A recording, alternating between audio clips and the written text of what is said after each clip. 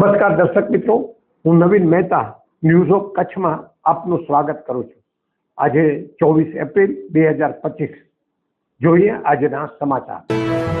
ભારતીય કિસાન સંઘ કચ્છ જિલ્લા દ્વારા આવેદનપત્ર આપી માંગ કરાઈ કે રાયડાની ખરીદી ટેકાના ભાવે એક ખેડૂત દીઠ 4000 કિલોની કરવી। जय जवान जय किसान, नर्मदा मैया की जय, नर्मदा मैया की जय, गौ माता की जय, गौ माता की जय। कौन बनाएगा हिंदुस्तान? भारत का मजदूर किसान। कौन बनाएगा हिंदुस्तान? भारत का मजदूर किसान। हम अपना अधिकार मांगते नहीं किसी से भीख मांगते, हम अपना अधिकार मांगते नहीं किसी से भीख मांगते। भारत माता की जय।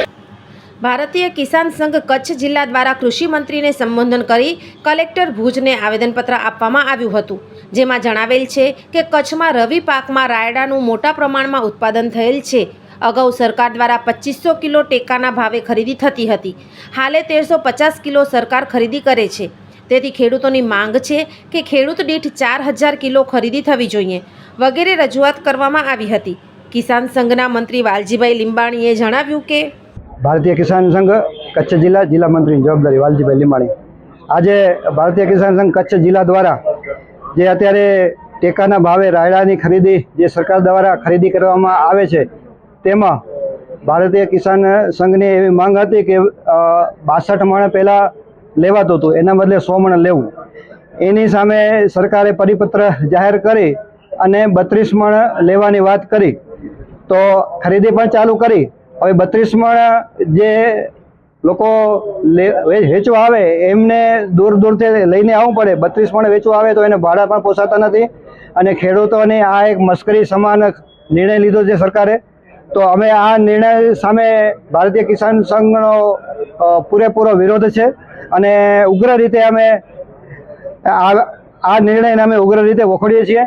જો આ પરિપત્રમાં સરકાર જો ફેરબદલ નહીં કરે અને અગાઉ જે 63 મણ 62 મણ જે લેવામાં આવતો હતો એનાથી પણ વધારે લેવું જોઈએ, પણ એ કમસે કમ અગાઉના પરિપત્ર પ્રમાણે સરકારને લેવું જોઈએ। તો સરકાર આ પરિપત્ર બદલાવે અને અગાઉના નિયમ પ્રમાણે રાયડાની ખરીદી ચાલુ કરે।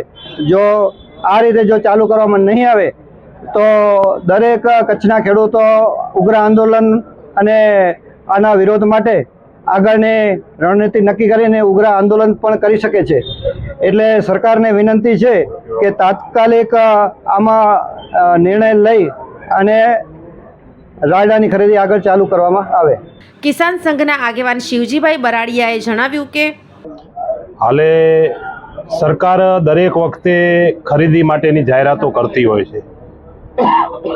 ખરીદી કરવામાં હું અનેક વખત કહી ચૂક્યો છું કે જાહેરાત કરવી અને જમીન સ્તર ઉપર બંને બાબતમાં ફરક હોય છે। ત્યારે મોડું થયું છે, છતાંય મોડું તો ઘણું જ થયું છે। ખરીદીને પણ લગભગ 1 મહિના જેટલો સમય છે ને લેટ થયો છે અને એમાંય વળી બલાડું કાઢ્યું। સમજી લેજો કે આ તો ખેડૂતોની સીધી મશ્કરી કરી હોય એમ કહેવામાં અમારી સ્પષ્ટ માંગણી હતી કે 4000 કિલા ખેડૂતો પાસેથી રાયડો ખરીદવો। દર વખતે સરકાર 2500 કિલા ખરીદે છે અને આ વખતનું જે પરિપત્ર છે એ માત્ર 1350 કિલાનું છે। એટલે 1350 કિલા ખેડૂત રાયડો કચ્છ જિલ્લાને લાગે વળગે ત્યાં સુધી તાલુકા સેન્ટરો જે છે લગભગ ખેડૂતો ત્યાંથી 100 કિલોમીટર દૂર રહેતા હોય છે।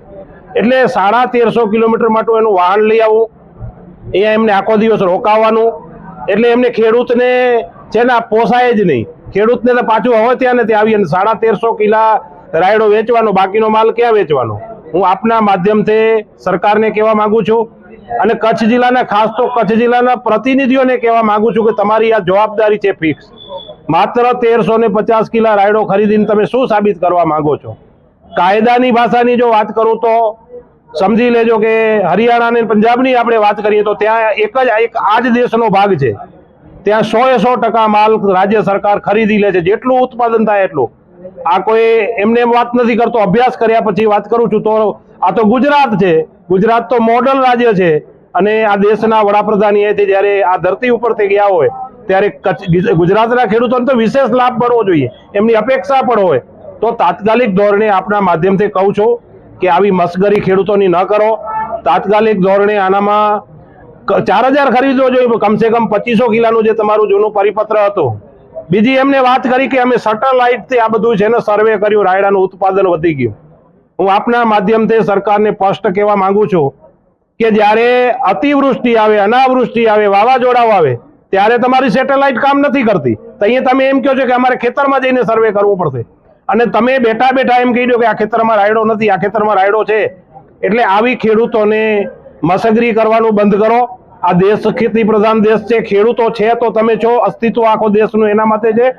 એટલે તાત્કાલિક ધોરણે આમાં ઘટતું કરવું જોઈએ, નહીં તો આગામી દિવસોમાં ગામડે જવું મુશ્કેલ થશે. હવે ખેડૂતોને પણ અમે જાગૃત કરીએ છીએ, અને ખેડૂતો અમને નથી આવવા દે એમ.